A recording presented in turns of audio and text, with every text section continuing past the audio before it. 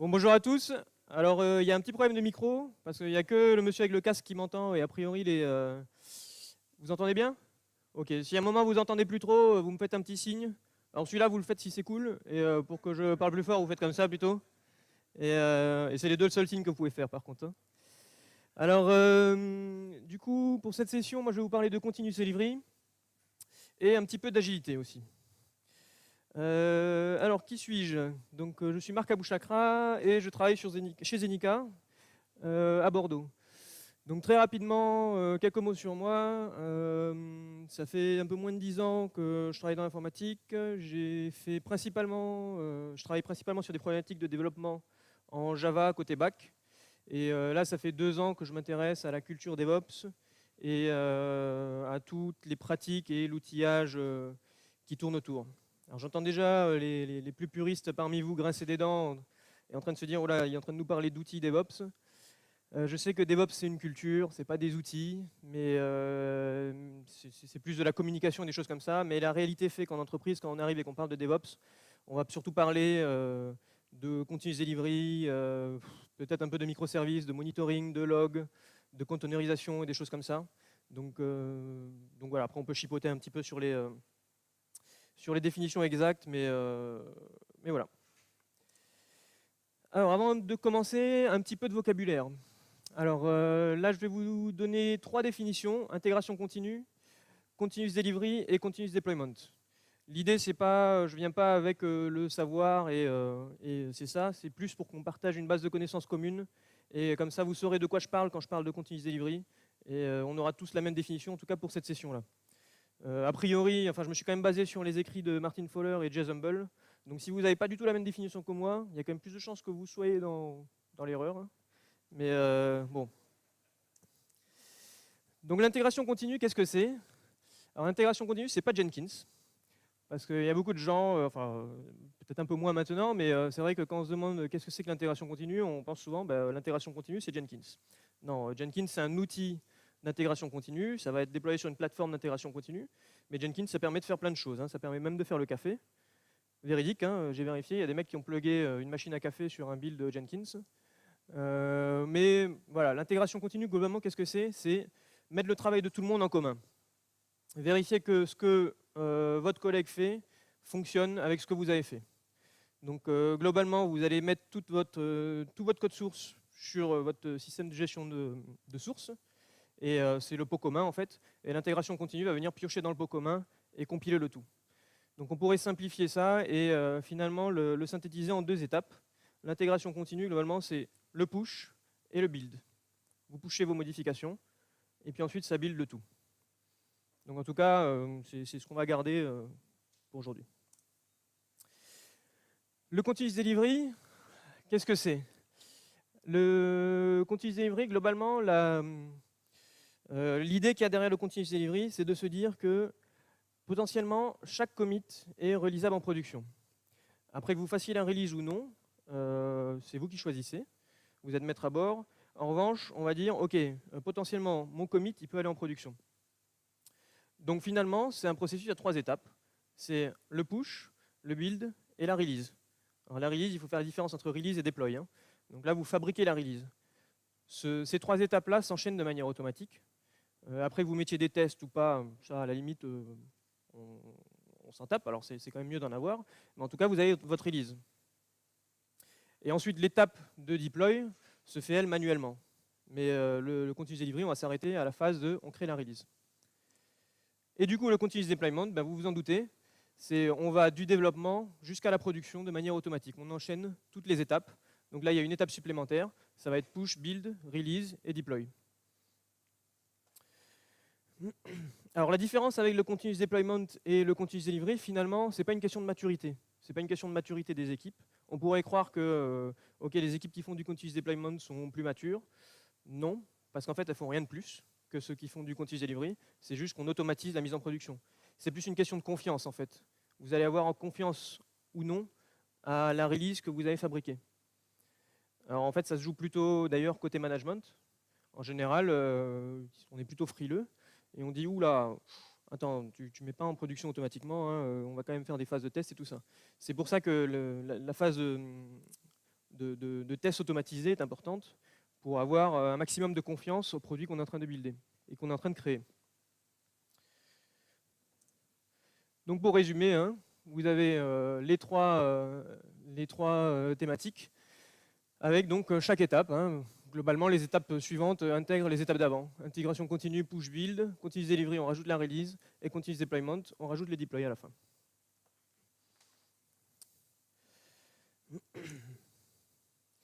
Du coup, nous, on va s'intéresser au continuous delivery. Donc, le continuous delivery, ce que je vous disais, c'est automatiser l'ensemble des étapes pour créer la release et potentiellement la déployer en production ou non. La phase donc, de déploiement se fait manuellement, mais c'est vraiment tout déployé pour la mise en production. L'objectif final, c'est la mise en production derrière. Alors, quelles sont les problématiques qui ont été amenées, qui nous ont amenés à penser au continuous delivery? Parce que finalement, l'intégration continue, ça marchait relativement bien. Mais qu'est-ce qu'on va pouvoir résoudre en plus avec le continuous delivery? En fait, il y a deux grosses problématiques. La première, la plus importante, c'est la peur de la mise en production. On est assez frileux pour les mises en production. Et en fait, il y a deux... comment dire je trouve pas le mot, mais il y a deux situations en général dans lesquelles on se place quand on parle de mise en production. La première, c'est, oula, on ne met pas en production le vendredi, parce qu'on sait que ça va planter, et que potentiellement on a envie que les équipes soient là pour corriger les trucs. Donc en général, on met en production au début de semaine. Alors que finalement, le vendredi, ça pourrait être pas mal, parce que si on travaille dans un contexte d'entreprise, que vous développez une application interne à l'entreprise, le vendredi, à partir de 16 h, les gens commencent à partir, il y a un peu plus de relâchement. Donc on pourrait très bien faire la mise en production le vendredi à 16 h. À 16h30, c'est plié, tout le monde est à la maison. Et la deuxième attitude face à la mise en production, c'est on ne met pas en production la semaine. Donc là, on met en production le week-end.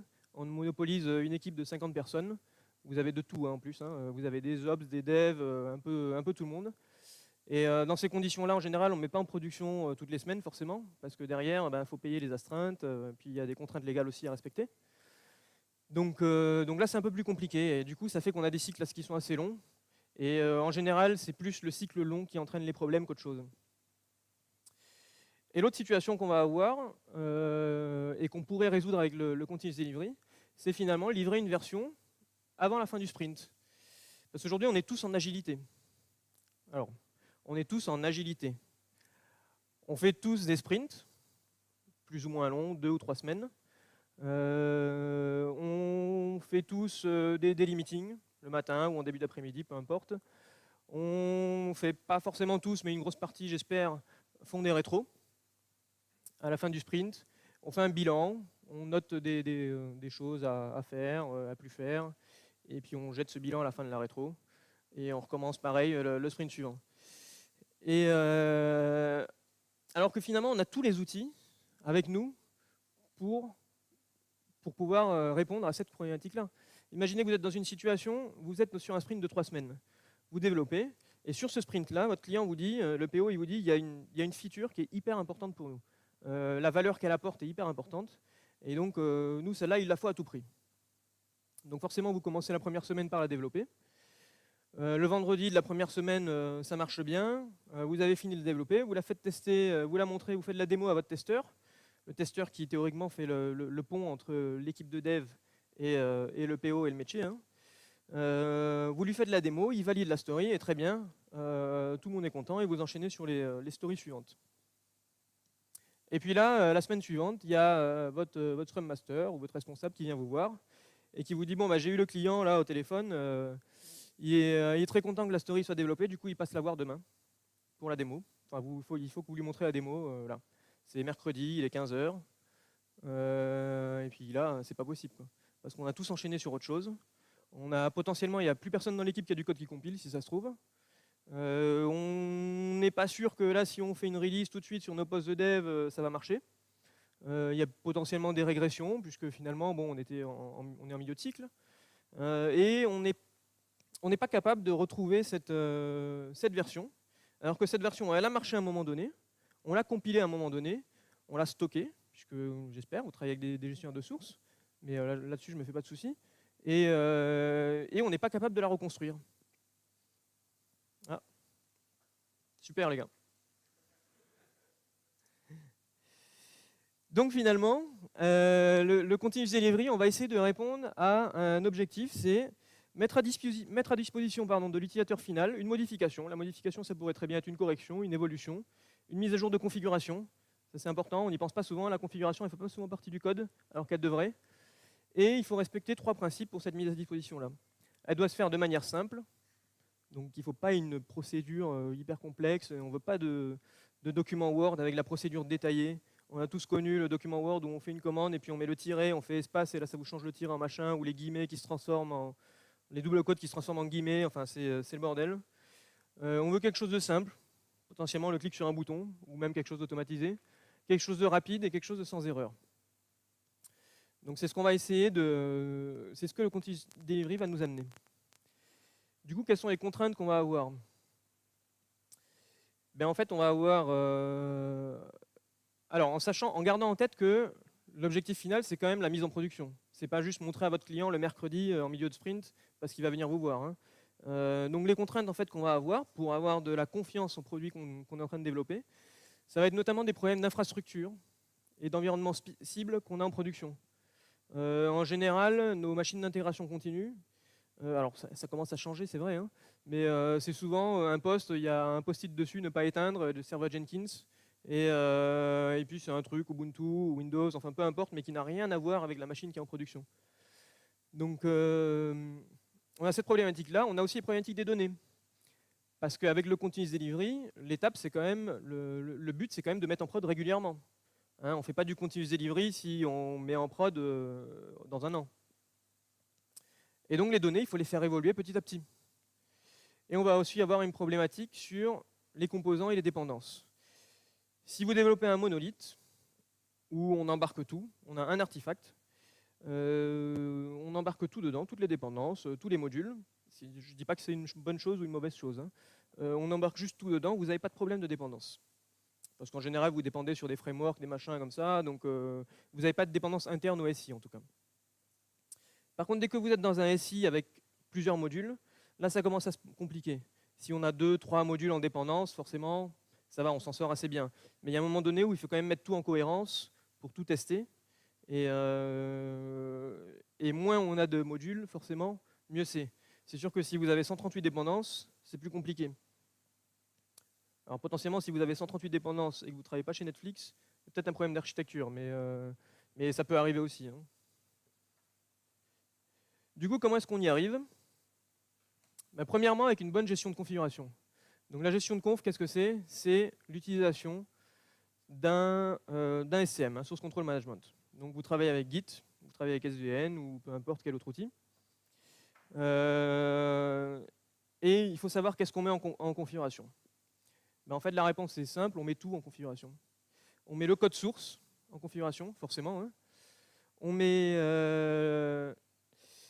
la config, parce que comme je vous disais, il y a une idée populaire qui dit « Oula, la config, on ne la met pas en conf. Hein. » Ben si, la config, on la met en conf. Alors évidemment, vous ne mettez pas vos credentials en clair dans la configuration, parce qu'on ne veut pas se retrouver avec les mots de passe et puis la configuration dupliquée pour tous les environnements. Non, là, vous utilisez un système de gestion de credentials ou des variables d'environnement. Enfin, vous faites comme vous voulez, et ce avec quoi vous êtes plus à l'aise. Et on met les scripts. Alors les scripts, il y a les scripts de base de données, si vous avez une base de données, mais il y a tous les autres scripts. Les scripts de déploiement, potentiellement, les scripts de build. Et alors j'insiste sur les scripts de déploiement et les scripts de build, parce qu'à un moment donné, votre déploiement ou votre build, il ne va pas se faire de la même façon aujourd'hui et dans 3 semaines. Alors même si, en continuous delivery, vous faites votre artefact et vous le stockez potentiellement sur un repository, il peut y avoir un problème, vous pouvez le perdre, ou vous pouvez choisir de ne pas le stocker. En revanche, vous êtes censé être capable de rebuilder cet artefact à l'identique. Et donc forcément, si vous mettez en gestion de conf vos scripts de build et vos scripts de déploiement, vous allez avoir moins de problèmes que si vous ne les mettez pas. Du coup, avec de l'intégration continue, parce qu'en fait, tout part de l'intégration continue, et avec des tests automatisés. Alors, les tests automatisés, il faut tous les tests automatisés, tous les types de tests automatisés. En tout cas, les plus importants, ça va être tests unitaires, tests d'intégration. Ça, globalement, tout le monde en fait. Mais le problème avec les tests unitaires et les tests d'intégration, c'est qu'on mesure la couverture de code. En revanche, pour ce qui est de la couverture fonctionnelle, on ne la mesure pas en fait avec les tests d'intégration. On va vérifier avec un test d'intégration que la méthode que vous avez développée fait ce que vous avez développé. En revanche, vous n'allez pas pouvoir tester que la story que le PO vous a demandé est respectée. Et donc pour ça, on va utiliser des tests d'acceptation qu'il faut automatiser évidemment. Et en fait, les tests d'acceptation, c'est ce qui vous rajoute de la confiance dans votre processus de continuous delivery et c'est ce qui vous permet de mesurer la couverture fonctionnelle. Et c'est très important parce qu'en fait, on l'oublie. Parce que typiquement, vous pouvez très bien avoir une couverture de code sur Sonar à 80% et ne pas faire ce que le PO veut en fait, ou ce qu'il a écrit. Et du coup, on pourrait se demander, et l'agilité dans tout ça? Parce que là, depuis tout à l'heure, je vous parle de tests, d'intégration continue. Et le sujet du talk, c'est quand même continuous delivery, l'agilité dans le code. Et donc, on pourrait se demander où est l'agilité. En fait, si on se pose cette question, c'est qu'on n'a pas bien compris ou alors qu'on a oublié certains fondamentaux sur l'agilité. Historiquement, l'agilité, c'est quoi? Ça a été fait par des développeurs, pour les développeurs. Les premières personnes qui ont fait de l'agilité, qui ont amené l'agilité dans les équipes, ce sont les développeurs. On a parlé de... Les premières pratiques, c'était quoi? C'était l'extreme programming, le TDD, refactorer son code, l'intégration continue. Tout ça, c'est de l'agilité. Et en fait, l'agilité, je vous en parle depuis tout à l'heure. En parlant d'intégration continue, de tests et tout ça, ça, c'est de l'agilité. Si on regarde les signataires du manifeste agile, alors je ne les connais pas tous, hein, et en fait, j'en ai noté quelques-uns, mais dedans, on va retrouver Martin Fowler, qui est aujourd'hui une des références, si ce n'est la référence en architecture. On va retrouver Ken Beck, pour tout ce qui va être TDD, c'est aussi la référence dessus. Et on va trouver Bob Martin, qui, avec Sandro Mancuso, c'est la référence sur le clean code, en fait, aujourd'hui. Donc l'agilité, elle est là, en fait. Il faut juste la pousser, en fait. Parce que l'agilité, aujourd'hui, elle est très recentrée sur les développeurs. On a encore beaucoup d'équipes, où les équipes, qu'est-ce que c'est, en fait? Les équipes, c'est un Scrum Master et 5 développeurs. Et les testeurs dans tout ça, on les oublie. Les ops, n'en parlons même pas. Mais il faut agrandir en fait ces équipes. Il faut intégrer les tests. Il ne faut plus avoir de plateformes de tests qui sont potentiellement délocalisées. On parlait tout à l'heure, tout au long de la journée, on a parlé des développeurs qui sont au sous-sol, enfermés et tout ça. Et alors les testeurs, n'en parlons pas parce qu'on ne sait même pas où est-ce qu'ils sont en fait. On leur envoie, très souvent, il y a des entreprises où on leur envoie un truc, un zip, on met ça sur Dropbox. Il y a des mecs qui récupèrent, on leur met un fichier Excel avec les cahiers de recettes. Ils font la recette et puis ils vous envoient des mails. Et alors là, les échanges, ils sont hyper sympas en plus. C'est très personnel. Donc non, il faut intégrer les testeurs, mais ça se fait aujourd'hui de plus en plus. Notamment, on parle beaucoup du métier de testeur agile aujourd'hui. Mais il faut aussi intégrer les ops. Parce que les ops, on sait qu'ils sont là. Hein. En général, ils sont d'ailleurs assez pénibles. Mais ils sont assez pénibles aussi parce qu'il y a peut-être des problèmes de communication. Et c'est pour ça aujourd'hui que d'ailleurs, quand on parle de DevOps, on ne parle pas tellement de la culture DevOps et de la communication. Parce que finalement, c'est peut-être un peu plus compliqué et un peu plus difficile de faire comprendre aux gens que leur manière de communiquer n'est pas bonne. On accepte peut-être plus difficilement la critique dessus, et donc finalement on se concentre sur la technique. Donc intégrer les ops dans l'agilité, dans votre processus agile, poursuivre l'agilité à la fin du sprint, parce que votre sprint agile, c'est pas juste on termine le vendredi, bon c'est bon, on fait plus rien. La release, de toute façon, il n'y en a pas besoin parce que la mise en prod, on sait qu'elle est au 5e sprint. Et puis voilà, ça s'arrête à là. Donc en fait, le continuous delivery, c'est de l'intégration continue et les ops. Parce qu'aujourd'hui, finalement, l'intégration continue, on commence à comprendre que les testeurs doivent être là.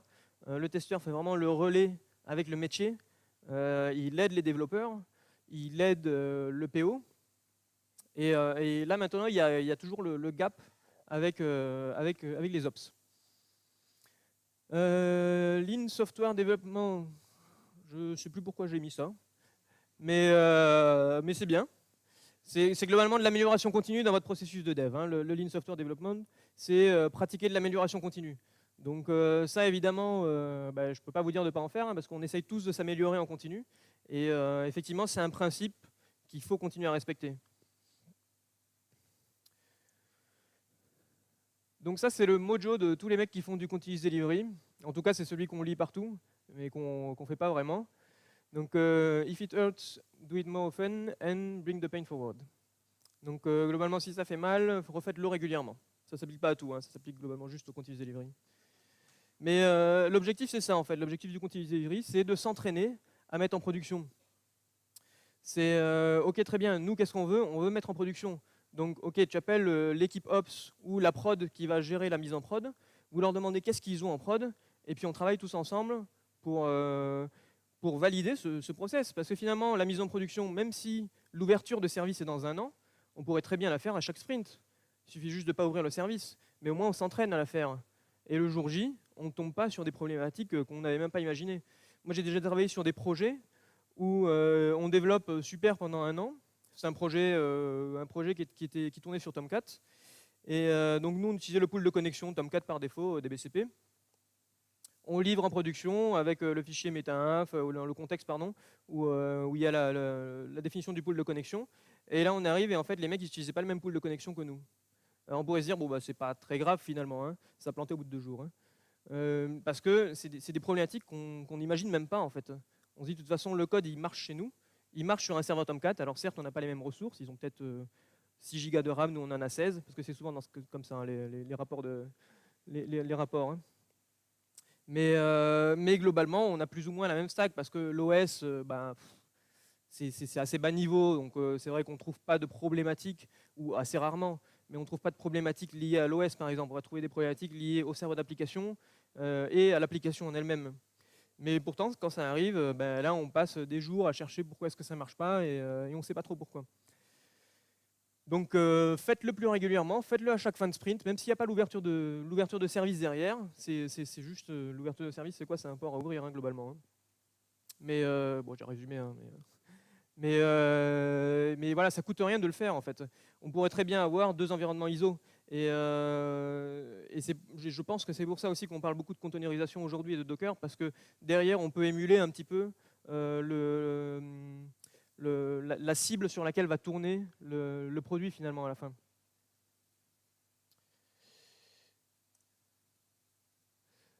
Donc, il n'y a pas d'erreur. Hein. Là, je vais m'inspirer d'un collègue à moi, Frédéric Faure, qui n'est pas là, j'ai noté.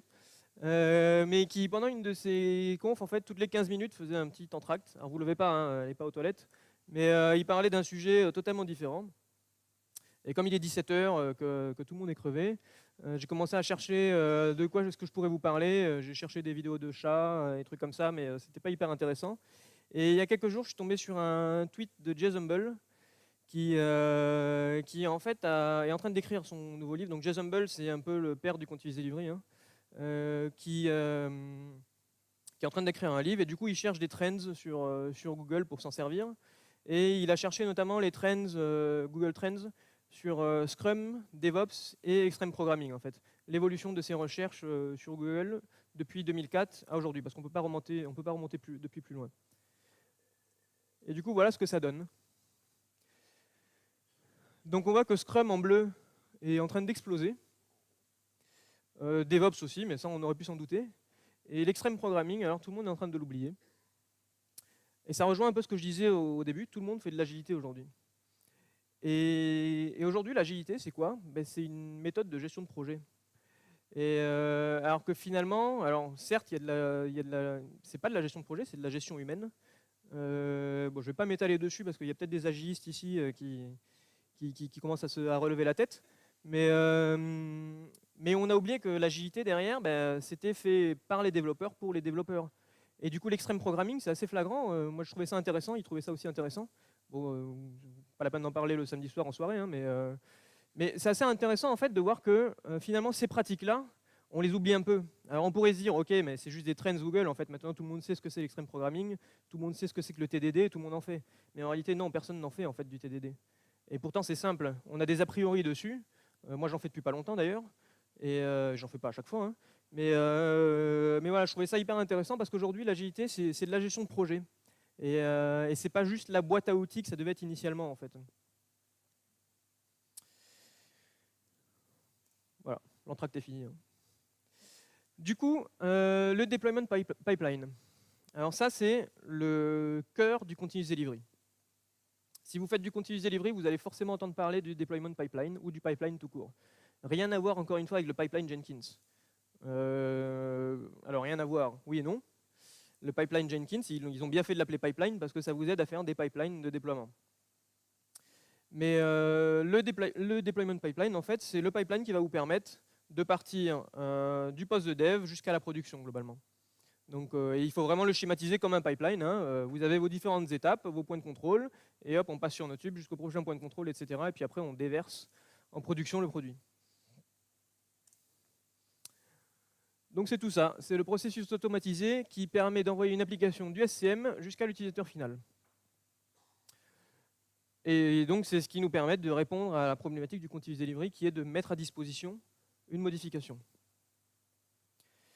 Donc les origines du pipeline, ben, c'est l'intégration continue en fait. Tout vient de l'intégration continue. Il va faire quoi en fait? Il va automatiser les builds. Il va faciliter le travail en équipe. Alors là, je parle de l'intégration continue notamment. Hein. Donc l'intégration continue permet d'automatiser les builds. Après, vous le faites, vous ne le faites pas, ça c'est autre chose. Mais en tout cas, c'est ce que ça permet de faire. Et ça permet de faciliter le travail en équipe, c'est ce que je disais tout à l'heure. On met tout sur le pot commun. Et puis derrière, il y a la plateforme qui récupère le pot commun et qui build, qui lance les tests, etc. Et puis ça permet d'avoir un feedback rapide finalement. Parce que ben, l'intégration continue, comme son nom l'indique, c'est continu. Hein. Donc à chaque fois qu'il y a une modif, ben, le processus se lance. Et du coup, on n'a pas la nouvelle le lendemain matin qu'il y a je ne sais pas qui a flingué le projet. On l'a assez rapidement. Mais finalement, il y a quelques inconvénients à l'intégration continue. Ben, c'est ce que je vous disais tout à l'heure. En fait, c'est très orienté développeur. Donc, parce que quand vous êtes dans une équipe, que vous avez la chance d'avoir des testeurs avec vous, peut-être même un PO pas très loin, il n'y en a pas beaucoup qui savent ce que c'est Jenkins. Moi, j'ai travaillé sur une équipe où on parlait beaucoup de Jenkins et il y avait le métier qui était avec moi. Et il ne savait pas c'était quoi Jenkins. En fait, il pensait que c'était une nana qui s'appelait Jenkins. Et du coup, un jour, je leur ai montré l'interface de Jenkins. Et elles étaient un peu déçues. Alors, c'était des femmes, en fait. Et puis, quand elles ont vu le mec Jenkins, elles étaient un peu déçues. Elles ne savaient pas ce que c'était, en fait. Mais c'était marrant parce qu'elles en parlaient tous les jours de Jenkins. Et donc, ça illustre bien le fait que c'est très orienté développeur, en fait. Potentiellement, les ops, ils sont juste là pour vous monter le Jenkins, mais en général, même des fois, c'est le développeur qui installe son Jenkins, parce que les ops, il leur faut 15 000 procédures, 15 000 validations avant de trouver une machine et tout ça, alors que nous, on le monte sur notre machine. Du coup, le principe de la machine isolée, on s'en fiche un peu. Mais voilà, il n'y a pas d'intégration, il n'y a pas d'implication des ops et des testeurs. Et il n'y a pas de visibilité non plus sur l'environnement final, parce qu'en fait, l'objectif là, c'est juste de vérifier que l'ensemble du travail fonctionne en cohérence. Mais la mise en prod, c'est pas grave, on n'en parle pas encore à ce moment-là. Et donc ça, c'est un inconvénient en fait. Et du coup, le pipeline, qu'est-ce qu'il va nous apporter? Ben, il va nous faire changer un petit peu notre façon de penser, changer notre façon d'intégrer l'équipe, et en fait, changer notre vision de l'équipe. L'équipe, c'est plus juste les développeurs. Quand on parle d'équipe, on parle souvent de l'équipe, c'est les développeurs qui sont dans l'open space. Mais non, l'équipe, c'est le PO, c'est le Scrum Master, le chef de projet éventuellement s'il y en a un, les testeurs, le testeur, les ops qui sont là. Et en fait, il vous faut un interlocuteur privilégié dans chacune de ces équipes-là. Alors chacune de ces équipes, c'est les testeurs et les ops, hein, parce que j'espère que vous avez des interlocuteurs pour les devs. Mais voilà, il faut agrandir un petit peu cette équipe.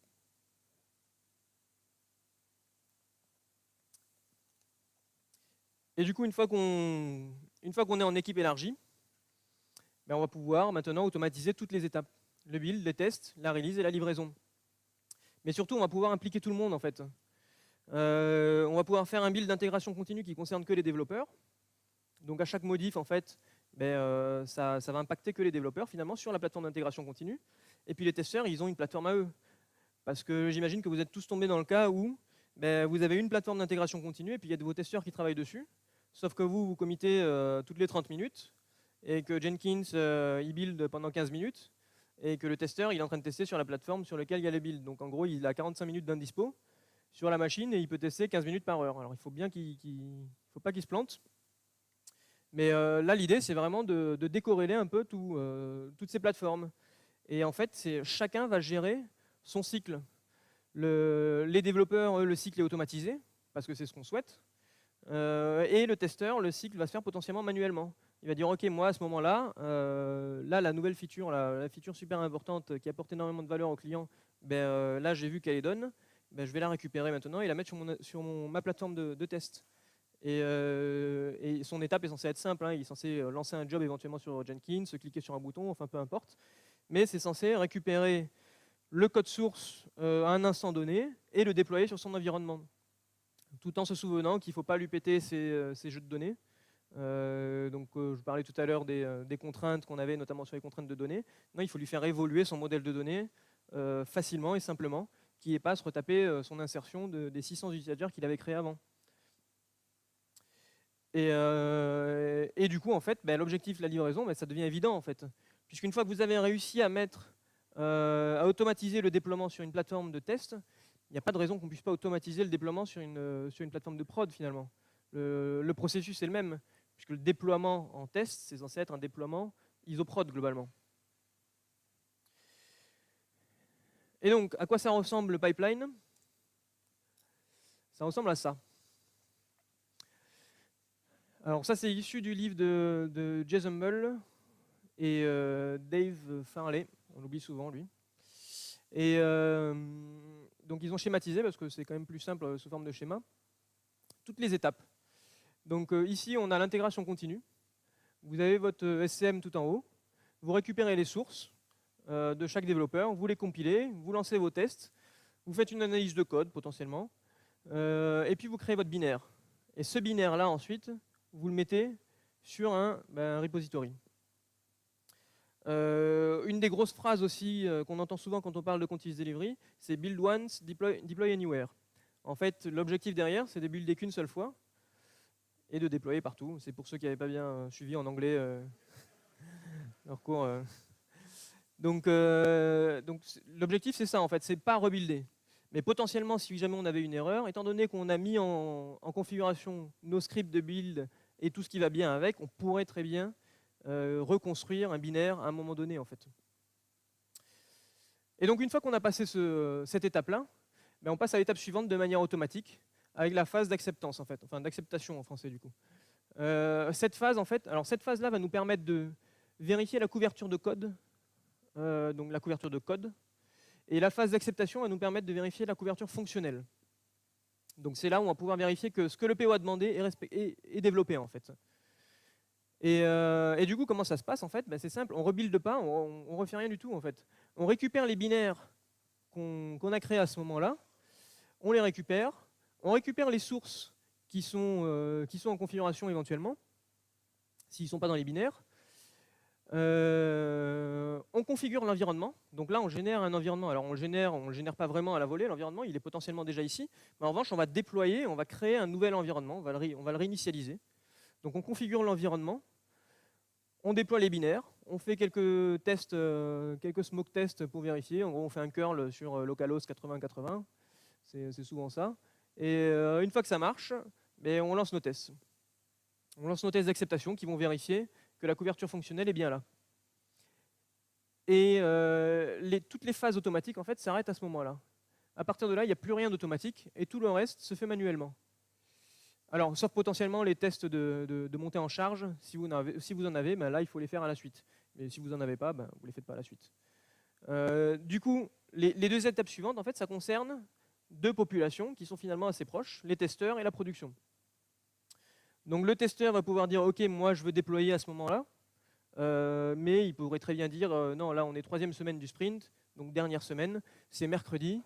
Il y a Thomas qui habituellement fait n'importe quoi, qui vient de committer un truc, je ne vais pas le récupérer parce que là, le code est globalement bien. Et donc, on va livrer comme ça. C'est pas grave, il y aura une story qui sera en reste à faire pour le sprint prochain. Mais du coup, il pourrait très bien ne pas redéployer. Et du coup, sinon, dans le cas où il choisit de déployer, ça fait la même chose que pour la phase de test d'acceptation. En fait, on va lui configurer un nouvel environnement, on va monter tout son environnement, déployer le binaire, faire un smoke test pour vérifier que ça marche bien. Et une fois qu'on a fait le smoke test, on lui laisse la main en fait. Et le job il passe à OK, donc le job c'est si vous utilisez Jenkins, hein. Il passe à OK, et ensuite lui, qu'est-ce qu'il fait? Il fait ses tests exploratoires en fait. Il va changer de métier, ça devient plus intéressant pour lui, et c'est pour ça qu'on parle de testeur agile aujourd'hui, alors pour d'autres choses aussi, hein, mais en fait il a plus son cahier de tests, à suivre, et puis c'est tout en fait. Là non, parce qu'a priori la couverture fonctionnelle elle a déjà été validée.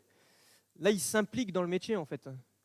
Il se met à la place du PO parce que potentiellement il travaille, enfin pas potentiellement d'ailleurs, il travaille énormément avec le PO.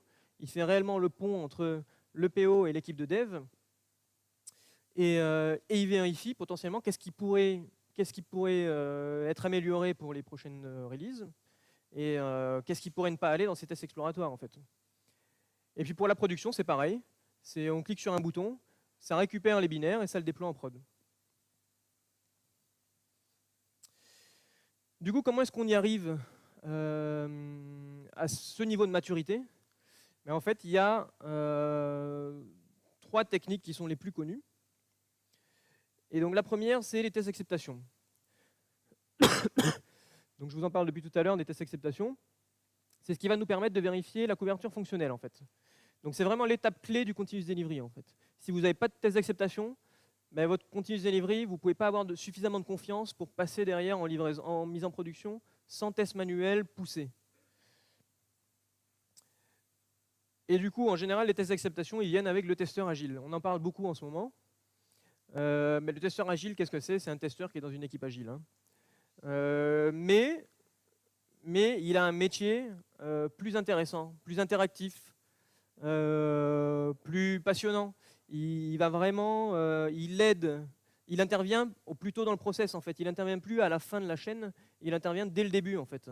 C'est ça la grosse différence. C'est qu'il va participer avec le PO à l'écriture des stories. Et surtout, il va participer avec le PO à l'écriture des tests d'acceptation. Donc il va les écrire en français, enfin, ou en tout cas dans son langage naturel. Il ne va pas les coder, parce que ça aussi, hein, comment dire, c'est quelque chose qu'on entend souvent et qui, à mon sens, en tout cas, est une erreur. On ne peut pas demander au testeur agile, à quelqu'un qui faisait du test avant, de coder des tests d'acceptation. Ce n'est pas un développeur. Et je ne suis pas sûr que ça les intéresse, en fait. Donc il accompagne vraiment le PO dans l'écriture des tests d'acceptation. Et du coup, nos spécifications avec des mécanismes d'écriture se transforment en spécifications exécutables par le code pour vérifier et automatiser l'ensemble des tests d'acceptation en fait. Donc typiquement, la story, je ne me suis pas foulé, mais on a une story comme ça. En tant qu'administrateur, je vais pouvoir me connecter à l'application. Et derrière, on a le critère d'acceptation qui est l'administrateur a accès au menu administration. Bon, pourquoi pas. Mais ça, c'est ce qu'on avait avant. Et dans un contexte de continuous delivery, avec un testeur agile qui est là et qui va participer avec le PO à l'écriture du test d'acceptation, qu'est-ce qui manque? Il manque le test d'acceptation. Et à quoi il ressemble? Il ressemble à ça, en fait. Il ressemble à son critère d'acceptation qu'on avait tout à l'heure. Et ici, le mécanisme d'écriture, c'est du Gherkin, avec les mots-clés given, when, then. Mais sinon, ça reste du langage naturel, en fait. Et ce langage-là, on va pouvoir l'interpréter avec différents frameworks qui existent. Moi, je vais vous parler de Cucumber, mais avec différents frameworks, pouvoir interpréter ce langage et vérifier que la couverture fonctionnelle est là, en fait. Du coup, Cucumber, mais alors il y a d'autres frameworks. Alors Cucumber, ça permet de développer des tests d'acceptation en Java et potentiellement dans d'autres langages. Il y a aussi Serenity, que j'ai découvert il n'y a pas longtemps, moi. Et bon, bref, il y en a plein des frameworks. Mais en gros, ça va vous permettre d'automatiser les tests d'acceptation. Et ça permet de rendre les spécifications exécutables, évidemment. Et puis, il y a un support IDE. Ça, c'est très important. Donc, à quoi ça ressemble? Vous avez votre feature qui est écrite en Gherkin avec le given, when, then, qui est globalement la même que celle que le testeur a écrit. Là, forcément, on lui met juste les infos en fait, qu'on a besoin pour se loguer, ou le nom du menu, ou des choses comme ça. Et derrière, tout est généré automatiquement par l'IDE. C'est pour ça que je parle du support IDE. Mais ça ressemble à ça. Là, je n'ai rien écrit, hein. Là, j'ai tout généré avec NTJ. Je pense que sur Eclipse, il doit y avoir des plugins qui le font aussi. Mais on voit qu'il a fait de l'interpolation de variables avec les doubles quotes. Enfin, donc voilà. Et du coup, il suffit d'implémenter ces méthodes-là pour vérifier la couverture fonctionnelle, en fait. Et donc, notre processus de TDD se transforme en processus d'ATDD, donc Acceptance Trace Driven Development. On a aussi le feature flipping. Alors, je vais accélérer un petit peu.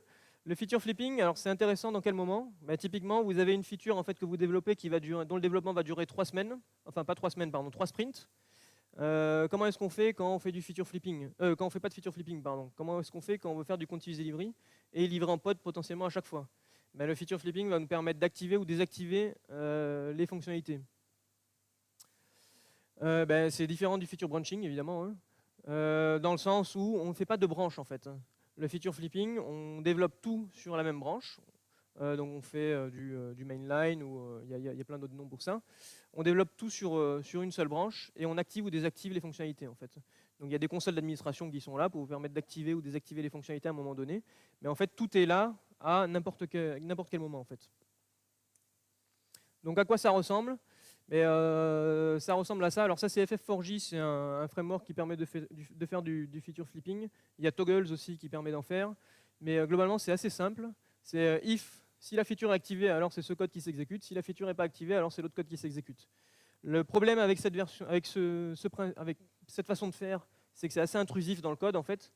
Et au moment où vous activez la feature de manière définitive, vous vous retrouvez avec des if-else un peu partout. Et du coup, il y a un support AOP qui existe, en fait, qui vous permet d'avoir 2 implémentations différentes en fonction de la feature, en fait, si elle est activée ou pas activée. Donc ça, c'est assez intéressant parce que du coup, dès que la feature est activée et passe en production de manière définitive, on supprime juste l'ancienne version de l'implémentation et on garde la nouvelle. Et enfin, la dernière technique, donc le Zero Downtime Deployment, qui est en fait le Graal, le truc où on est vraiment hyper content de l'avoir atteint, en plus d'être la technique la plus compliquée à prononcer. Mais c'est vraiment le truc où on est hyper content quand on l'a fait. Donc il y a plusieurs stratégies de Zero Downtime. Il y a du Blue-Green Deployment, de la Canary Release, ça c'est les plus connus, et le Rolling Update qui commence à devenir connu notamment grâce à Docker et Docker Swarm qui fait du Rolling Update. Moi, je vais définir juste, je vais juste vous décrire Blue-Green et Canary Release. Donc le Blue-Green, à quoi ça ressemble? Imaginons que vous êtes dans cette situation-là en production. Vous avez un load balancer et puis toute votre charge est répartie sur plusieurs serveurs d'application. Donc vous avez ça à ce moment donné. Vous redirigez tout le trafic sur d'un côté. Vous mettez à jour tous les serveurs sur lesquels il n'y a aucun trafic, y compris la base de données. Et vous redirigez les personnes dessus. Il y a une étape intermédiaire en fait. Une étape intermédiaire, c'est celle où on redirige ici et on garde le backup ici. Dès qu'on considère que c'est OK, on met à jour le deuxième côté et on ouvre tous les flux vers tous les serveurs. La Canary Release, ça marche comment? Ça marche pas vraiment comme le Blue-Green, mais en fait, alors presque, dans le sens où en fait là, vous allez ouvrir à un moment donné les 2 versions, mais vous allez limiter le trafic vers la nouvelle version. Vous allez dire, OK, la nouvelle version, je la mets en production, mais je vais mettre que 10% de mes utilisateurs sur la nouvelle version. Et en fait, ces 10%-là deviennent vos testeurs, typiquement. C'est notamment ce que fait Netflix, où ils se servent des zones AWS. Et en fait, dès qu'ils font des mises en prod, ils les mettent uniquement sur une zone AWS. Et donc là, ils attendent un peu les feedbacks utilisateurs, le retour des logs et tout ça qu'ils ont. Et dès qu'ils considèrent que c'est OK, ils déploient sur toutes les zones AWS. Et donc pareil, hein, on met à jour tout, le front, le serveur d'application et la base de données.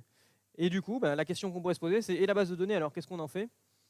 C'est simple, on fait une étape intermédiaire. Donc imaginons que vous êtes dans la situation où vous êtes une petite société qui fait des formations. Vous avez le nom de la formation, la description et les infos sur le formateur, nom, prénom. Et puis un jour, vous avez entendu parler de Zenica et des formateurs qu'ils ont qui sont top. Vous décidez de racheter Zenica. Du coup, les données qu'on a ici dans Formateur, on veut les mettre à côté parce qu'on va commencer à avoir beaucoup de personnes dedans. Et donc vous faites une étape intermédiaire dans laquelle vous allez avoir toujours l'ancien schéma et la cible qu'on a ici. Vous laissez tourner, vous vérifiez ce que ça donne. Et comme ça, s'il y a un problème, très bien, sur la base de données, on ne fait rien, on supprime juste cette table-là qu'on avait rajoutée et on garde l'ancien schéma qu'on a toujours en fait. Donc le rollback, c'est toujours rollback n-1. Et si c'est OK, on refait une release avec l'étape finale en fait, dans laquelle on ne modifie pas de code finalement, enfin, ou très peu. Et voilà. Donc globalement, c'est les 3 techniques qu'on a vues. Alors j'ai allégé énormément les slides parce qu'on passait à 17 h et que 17 h, moi l'an dernier, je me suis assoupi. Du coup, voilà, j'ai pas montré de code ou de choses comme ça. Et c'est tout. Merci.